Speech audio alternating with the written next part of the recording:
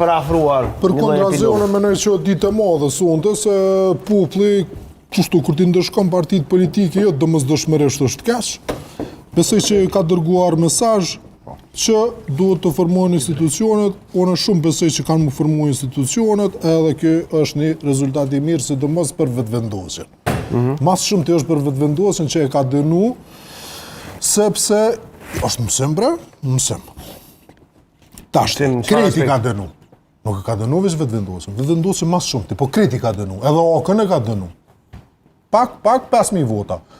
PDK-n e ka dënu, 50.000 vota. LDK-n ma pak, 20.000 vota, aq ashtu diçka. Tash i shohim edhe ne arë, për çati dikon, të gjithë i ka dënu, po më së shumë ti vëvën. Pse?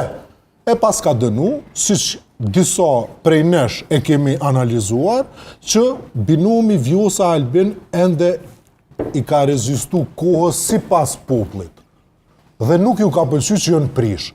Por kjo te i kalu, si kur Albini ta zgjedhë të punën e presidentit, njerëzit do ta harronin problemin me Vjosën, besoj.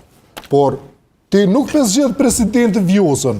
Edhe në fund veni po shkon zgjedhje ti me 51%, do me thonë mesazhi është që fajtori kryesor sipas popullit, pra është vetëvendosja dhe besoj që kjo ka më bëu shumë mirë vetëvendosjes edhe demokracisë në Kosovë dhe besoj që ditë e madhe se ma merr mendja që kemi me pas kësaj here institucione dhe nuk ka gatishmëri.